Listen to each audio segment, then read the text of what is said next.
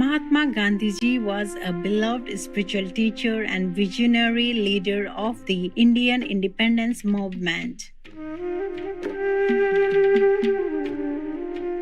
Born in 1869, this passionate servant of humanity started out in life as a timid young lawyer.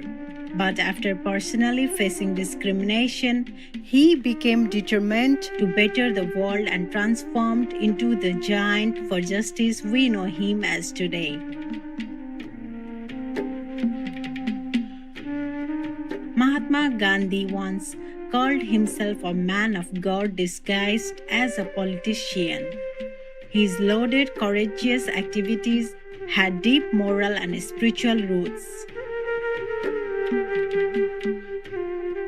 The book Pathway to God is a collection of some of his writings that reveal his thoughtful approach to the divine.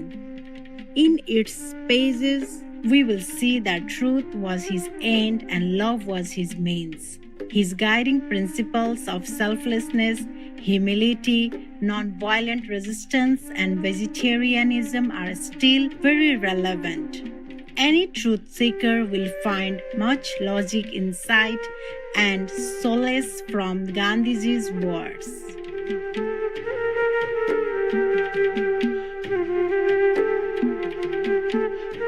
Now we would like to share with you Mahatma Gandhiji's eloquent thoughts from the book Pathway to God.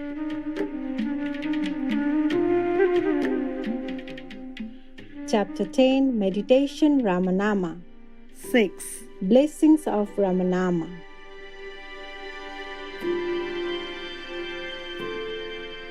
My Rama is not the historical Rama.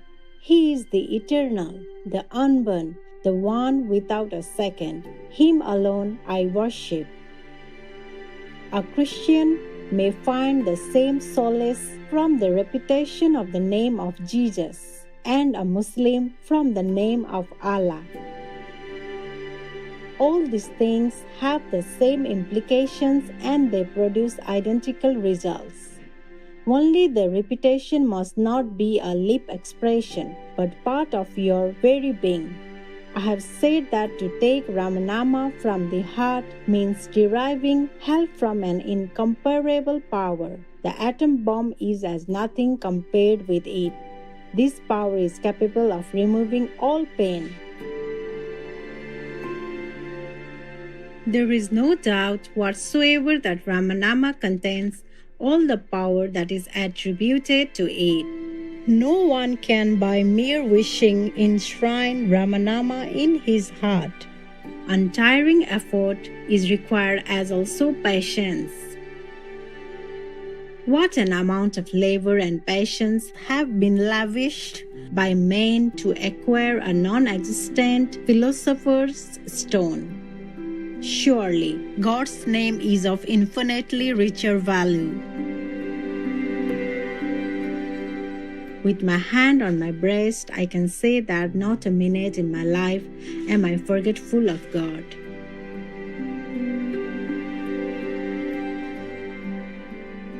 Chapter 11 Dedication, Self-Surrender 1. Surrender brings joy. Who am I? I have no strength save what God gives me. I have no authority over my countrymen save the purely moral. If He holds me to be a pure instrument for the spread of non-violence, He will give me the strength and show me the way. My greatest weapon is mute prayer. The cause of peace is therefore in God's good hand. Nothing can happen but by His will expressed in His eternal, changeless law, which is He.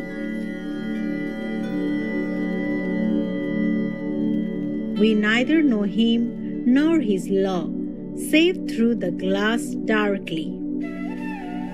But the faint glimpse of the law is sufficient to fill me with joy, hope, and faith in the future. I must go with God as my only guide. One has therefore to appear before Him in all one's meekness, empty-handed and in a spirit of full surrender, and He enables you to stand before the whole world and protects you from all harm. I have been a willing slave to this most exacting master for more than half a century. His voice has been increasingly audible as years have rolled by. He has never forsaken me in my darkest hour. He has saved me often against myself and left me not a vestige of independence. The greater the surrender to Him, the greater has been my joy. 2. God moves and protects all. We are but straws in the hands of God. He alone can blow us where He pleases. We cannot oppose His wish. If we can but throw ourselves into His lap as our only help, we shall come out scatheless through every ordeal. If nothing happens without His permission, where is the difficulty in believing that He is trying us? I would take our complaints to Him for so cruelly trying us, and He will soothe us and forgive us if we will but trust Him. We must learn, each one of us, to stand alone. God only is our infallible and eternal guide. God helps the helpless, not those who believe they can do something. Those who put their implicit faith in Him cannot but reach their aims.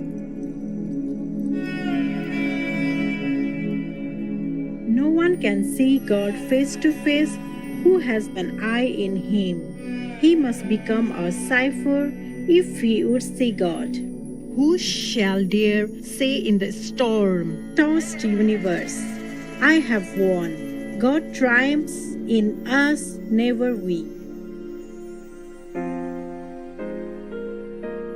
3. Dedicate all to God.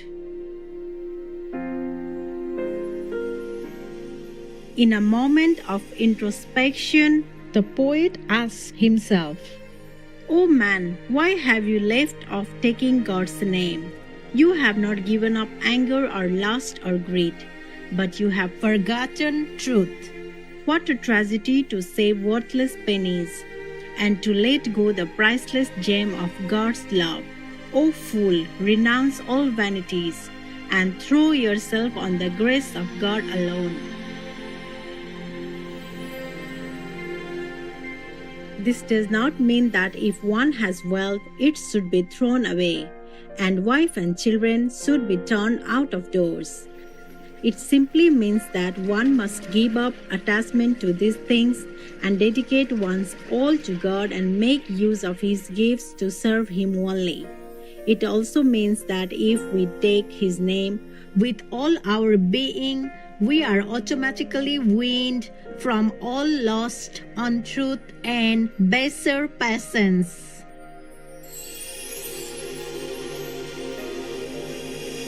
We must eternally sing His praise and do His will. Let us dance to the tune of His bansi, and all would be well.